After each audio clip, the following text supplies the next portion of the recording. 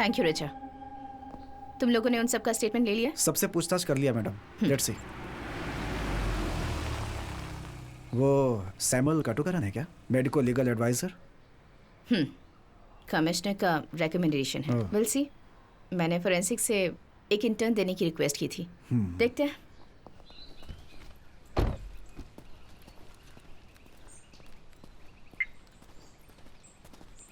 Samuel, two things.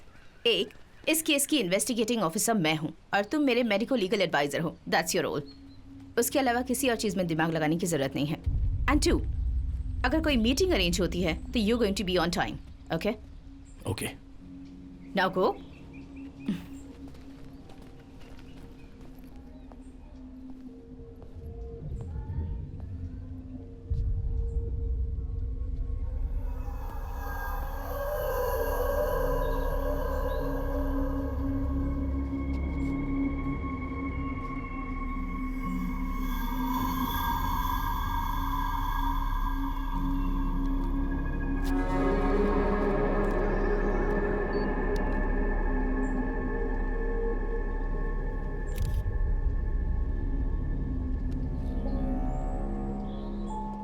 Divya जब यहाँ से गायब हुई थी तो पेरेंट्स के अलावा 30 गाड़ियाँ यहाँ पे अपने बच्चों को पिकअप करने के लिए खड़ी थी। पर यहाँ से गाड़ियों के आने जाने का बस एक ही रास्ता है और वो ये मेन गेट ही है ना? जी मैडम। गेट से 200 मीटर्स आगे जाएंगे तो वहाँ यूनियन बैंक का एटीएम है। Yes ma'am. वहाँ की फुटेज ली है तुमने? उसकी जरूरत नहीं पड़ेगी मैडम। दिव्या को कार से बाहर लेकर गए ही नहीं। ऑटोप्सी के बाद वाली पोस्ट एग्जामिनेशन में दिव्या के क्लोथ से 3 फॉरेंसिक सैंपल मिले थे। बारिश में पाई जाने वाली जो काई होती है वो, फिर वाइट एस्बेस्टस का पाउडर और उसी के साथ साथ सीवेज वाटर के ड्रॉप्स। उसके अलावा दिव्या के कुर्ते में क्रॉस शेप्ड के मार्क्स थे। मतलब डांस क्लास के बाद यहाँ से जाते वक्त इस फेंस से लगकर हुआ होगा, क्योंकि कुर्ते के राइट शोल्डर में थे वो मार्क्स। देखिए यहाँ पर ब्लॉक किया गया है, इसलिए वो इस छोटे से रास्ते से ही चलकर गई होगी।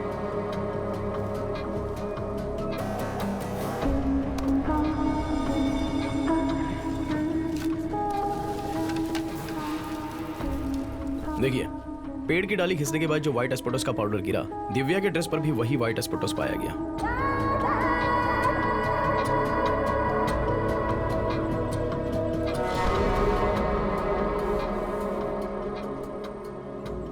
और जो मैंने आपसे कहा था ना कि दिव्या के ड्रेस पर जो काई पाई गई थी वो यहीं से लगी होगी।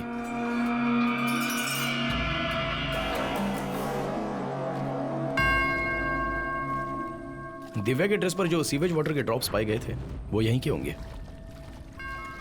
और फिर उसके बाद इस नैरो पैसेज से दिव्या उसके साथ गई होगी।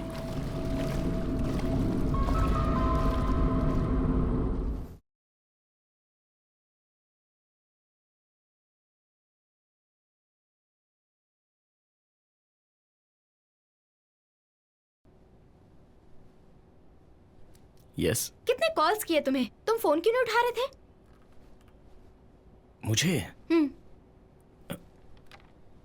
हेलो। क्या है Sam? Where the hell are you? Ma'am, मैं यहाँ लैब में हूँ। आज ही वेस्टमोर हॉस्पिटल में जाकर वो साइकोलॉजिस्ट का लेटर लेना है। एंड वन मोर थिंग, मैंने एक और मेंबर को अपनी टीम में ऐड किया है and she will be working with you as a forensic assistant. Phone दो उसे। Okay ma'am. हेलो। हाँ Shikha, note down my number. Sure ma'am. Ma'am 1 minute hold कीजिए, मैं नोट करती हूँ। हाँ बोलिए मैम। मेरा लैंडलाइन नंबर है, note it down. Okay. 0471 326 4797। Okay. मैंने तुम्हें जो कहा था वो याद है ना? Done ma'am. मेडिको लीगल सैम पर हमेशा तुम्हें नजर रखनी है। तुम्हें इस टीम में लाने का मेरा यही एक पर्पस है। सैम की डेली एक्टिविटी तुम्हें मुझे इस नंबर पर इन्फॉर्म करनी है and I expect you to do this in absolute secrecy. Ma'am phone speaker पे था। What are you see? Cut the call you idiot. Spy हो ना? Oh seriously?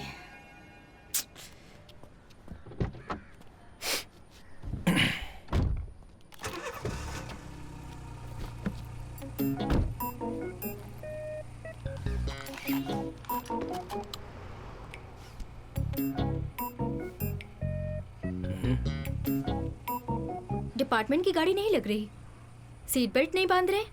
मैं समझा नहीं। जब एक्सीडेंट होता है सीट बेल्ट नहीं बांधने पर एयर बैग नहीं खुलता है, पता है ना? हाँ पता है, लेकिन तुम कहाँ जा रही हो? मैं तो साइकोलॉजिस्ट के पास जा रही हूँ। मिस्टर सैम कहाँ जा रहे हैं?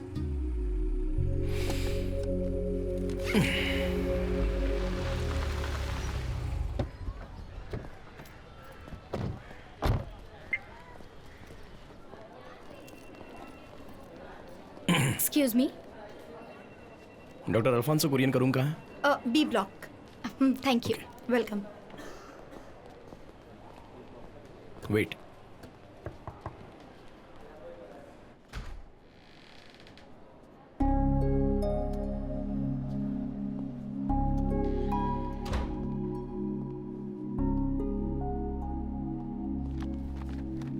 फॉरेंसिक से हो ना?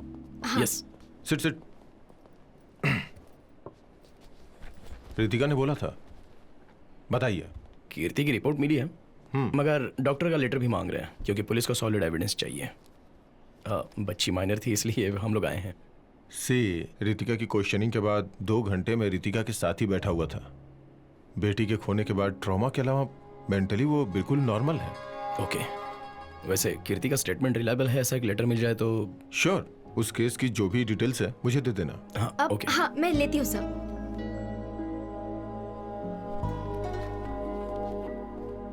हेलो। हाँ, दिव्या और कीर्ति के केस के डिटेल्स के लिए कॉल किया है। व्हाट्सएप पर मत करो, मैं नोट करती हूँ। 1 मिनट रुको। Okay, 1 second. नहीं तुम बोलो, मैं नोट करती हूँ। हाँ 280।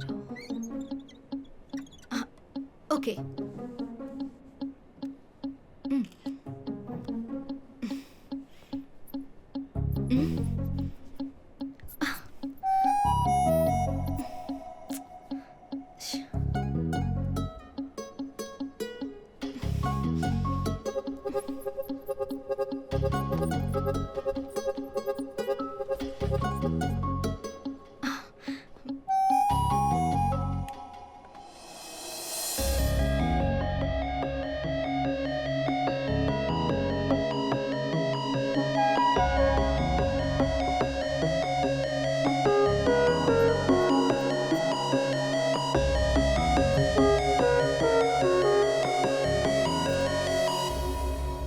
मार्कर के अंदर होता है एल्कलाइन, कॉफी में होता है एसिड। एसिड को यूज करो तो एल्कलाइन को ब्रेक कर सकते हैं। एक छोटी सी केमिस्ट्री ट्रिक है ना बेटी?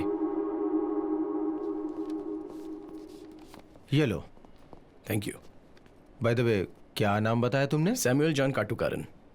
काटुकरण मतलब कहीं आप इब्राहिम सर के ग्रैंडसन है। हाँ तो जेवियर जॉन मेरा भाई है, मैं इसका चाचा हूँ। Okay okay okay, thanks. Bye. Thank you.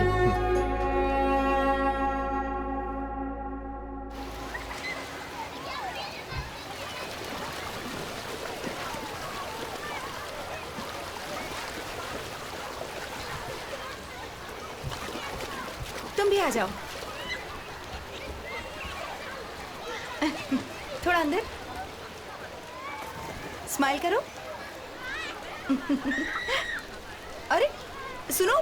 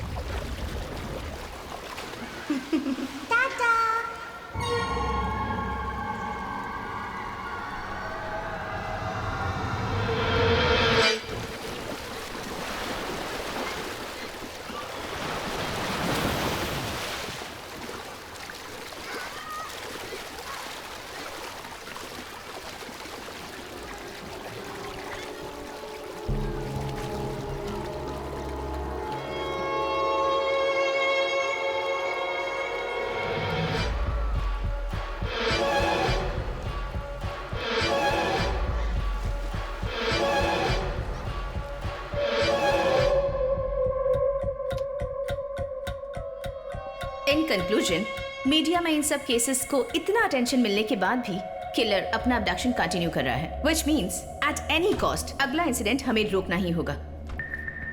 Divya के मर्डर केस को इतनी इंपॉर्टेंस मिलने की वजह भी यही है कि उसकी बॉडी कॉर्पोरेशन कंपोस्ट साइट के बाउंड्री के पास से ही बरामद की गई थी। ऐसे पब्लिक प्लेस में मिलने के बाद एक्सपोजर को कंट्रोल करना, that too with our resources. Amusement park में से मिसिंग होने वाली दिव्या हमारी टॉप प्रायोरिटी है। I am on it sir. Okay, you come with me.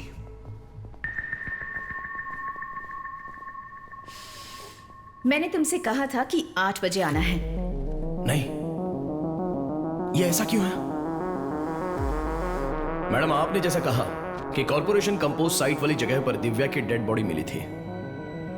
Body dump करने के लिए उसके साइड में तो इतना बड़ा सा खेत था, तो कंपोस्ट साइट क्यों चुनी? उस किलर ने ऐसा क्यों किया होगा? बॉडी जिस जगह पर थी वहां पर कंपोस्ट साइट की जो दीवार है वो लगभग 5 फीट ऊंची तो है ही, है ना? हाँ, फिर सपोज जब 5 फीट दीवार के उस पार डेड बॉडी को जब किलर फेंक नहीं पाया, तो एक बार सोच के देखो, दिव्या के डांस क्लास के बच्चे, वाटर थीम पार्क की सिक्योरिटी और इससे पहले के केस के विटनेसेस, वहां पर बच्चों के अलावा आजू बाजू में शक करने जैसा कोई भी इंसान नहीं दिखा, ऐसा सब कॉन्फिडेंटली बोल रहे थे। फिर भी किलर ने अबडक्शन किया। हाउ?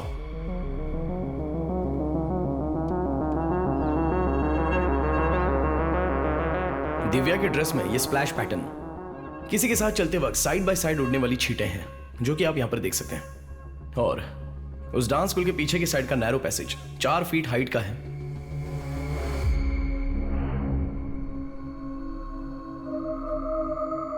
इसका मतलब 4 फीट ऊंचाई वाले नैरो पैसेज से चलने लायक वो जगह और 5 फीट दीवार के उस पार बॉडी को फेंक नहीं पाना, एक ऐसे ऊंचाई वाले आदमी की हमें तलाश है, क्योंकि वही किलर है।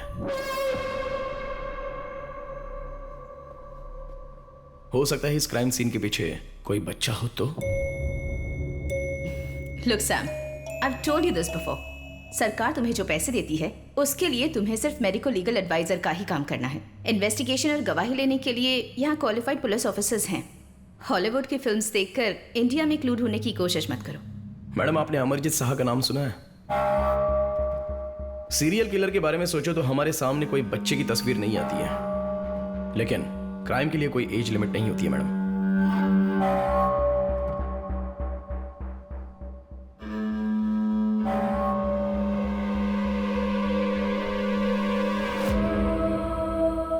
ये देखिए, अमरजीत शाह, सीरियल किलिंग के मामले में अरेस्ट होने वाला दुनिया का सबसे छोटा क्रिमिनल।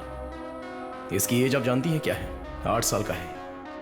इसने खुद की बहन को और 3 लोगों को ईंट से मार मार कर मार डाला, और इतनी बेरहमी से मार डाला कि कोई सोच भी नहीं सकता है। ये स्टोरी किसी यूरोप या अमेरिका की नहीं है, यहाँ की है, अपने इंडिया की है, बिहार की घटना है।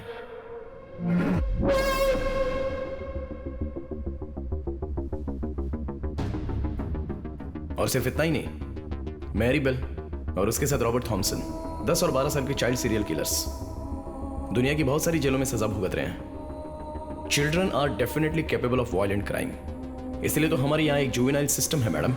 Okay Sam, that's enough. Nonsense.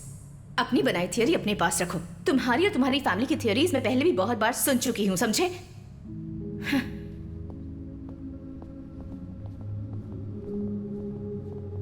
तुम दोनों पहले से एक दूसरे को जानते हो? है एक छोटा सा रिश्ता। एकेडमी से पास होने के बाद की बात है। मेरे भाई और रितिका की मैरिड लाइफ में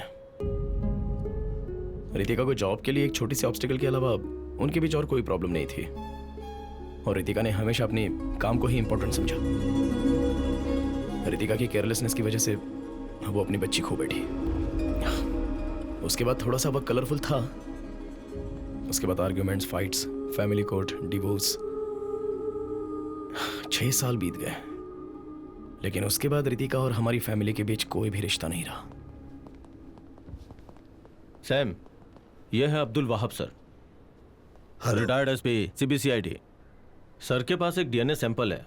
अपने केस के साथ इनका सैंपल भी एक बार वेरीफाई करके चेक कर लो। श्योर।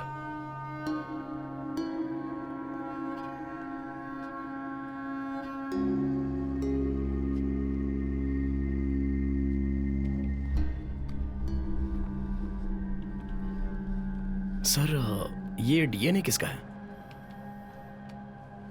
यह स्टेट के क्राइम ब्रांच के नाम पर दाग लगाने वाले एक इंपॉर्टेंट केस था, उसी की एक लीड है। रितिका के करियर का पहला केस और मेरे रिटायरमेंट से पहले का लास्ट केस। 2010 के हंटिंग में त्रिवेंद्रम सिटी के आउटस्कर्ट में बर्मा कॉलोनी के अंदर से 8 से 11 साल के बीच के बच्चों को अबडक्ट किया था। Later they were found murdered. फिर विक्टिम के शरीर के घाव का पैटर्न और हत्या करने का तरीका, ये सब को रखकर मैंने सीरियल किलर का एक विक्टिम पैटर्न बनाया था। उसे ही बेस बनाकर उस किलर का नेक्स्ट अबडक्शन का समय हमने पिन पॉइंट किया। उस बर्मा कॉलोनी के रोड्स को बंद करके किए गए वाइड सर्च में पास कहीं की स्कूल वैन में ड्रग्स देकर बेहोश की गई एक बच्ची को हमने बरामद किया। उसके बाद हमने स्कूल वैन के ड्राइवर को अरेस्ट किया था। This was the man.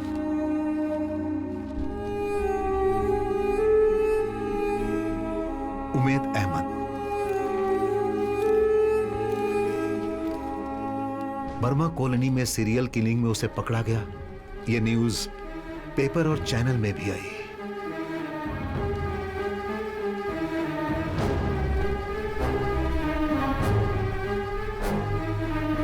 Umed के अरेस्ट होने के 2 महीने के अंदर ही एक और बच्ची मारी गई।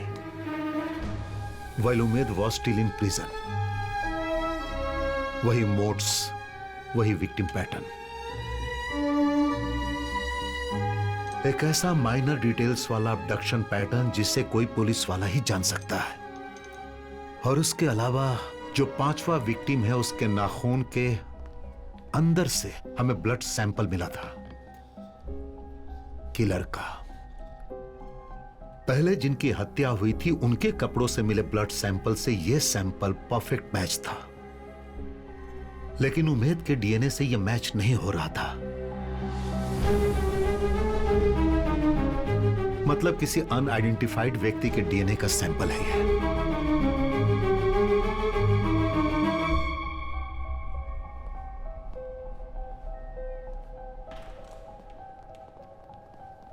और वह अंतिम था। उसके बाद कोई अबडक्शन नहीं हुआ। But the message was loud and clear. हमने गलत आदमी को अरेस्ट किया है। उस अननोन किलर का डीएनए प्रोफाइल अभी मेरे पास है। I have done hundreds of DNA test, but फैसले और न्याय से दूर कहीं वो किलर छुप कर बैठा हुआ है।